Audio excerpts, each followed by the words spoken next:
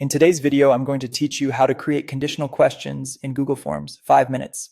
Conditional questions, also called branching, let you send people to different parts of a form based on their answers. It keeps your form short and relevant, which means better completion rates and cleaner data.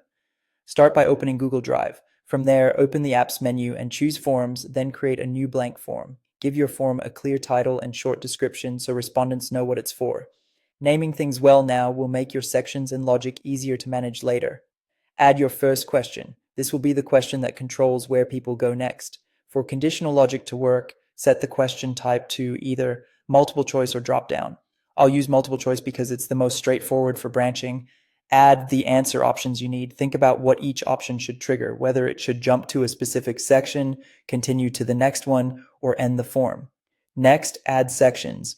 Use the Add Section button on the right toolbar to create the destinations your answers will point to, such as Section 2 for a review or Section 3 for a follow-up. Give each section a descriptive title, and if needed, add the questions that belong inside that section. Keep one idea per section so the logic is easy to follow. Now return to your controlling question. Click the three-dot menu in the bottom right of that question and choose Go to Section based on answer.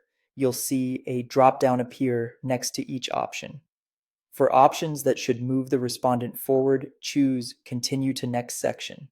If one option should end the form, select Submit Form. For options that should branch to a specific part, choose Go to Section 2 for review or Go to Section 3, depending on your plan. This is the heart of your conditional logic. When your branching is set, finish any section content. If everything looks good, click Publish when you're done.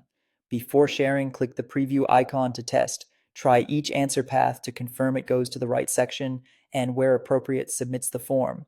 If something feels off, adjust the drop-downs next to your options or rename sections to keep them clear. A few quick tips as you wrap up. Mark key questions as required to avoid missing data. Keep option labels concise, and use preview to test every route before sending. That's it. Your Google form now adapts to each responder, showing only what's relevant.